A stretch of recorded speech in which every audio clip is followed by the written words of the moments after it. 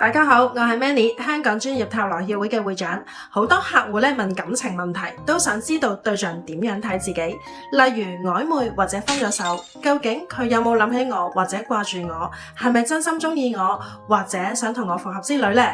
記得好耐之前我學過塔羅牌，嗰陣時老師話最好唔好問其他人嘅諗法喎。外國有啲占卜師嘅守則都係話，如果未問本人同意，係唔應該問關於佢嘅事情嘅。但其實好多問卜者就係想透過塔羅占卜去知道對方嘅諗法。如果唔可以問嘅話，咁其實塔羅占卜點樣幫到人呢？塔羅係幫助了解自己同其他人嘅諗法，從而去改善自己，未來就可以變好啦。有啲乜嘢先至可以問啊？塔羅準確，因為反映潛意識。占卜嘅時候，問卜者好想知道對象點樣諗嘅同時，又控制唔到對方，變到好困擾。塔羅牌反映問卜者嘅能量，其實佢係一面心靈嘅鏡子，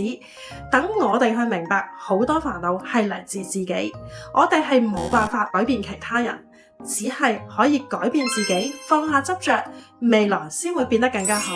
所以嚴格嚟講，占卜唔係去挖掘其他人嘅私隱，而係可以明白一啲人與人嘅互動啦，同埋關係，學識企喺更高嘅維度，而唔係一個小我嘅狹窄同恐懼嘅角度去睇。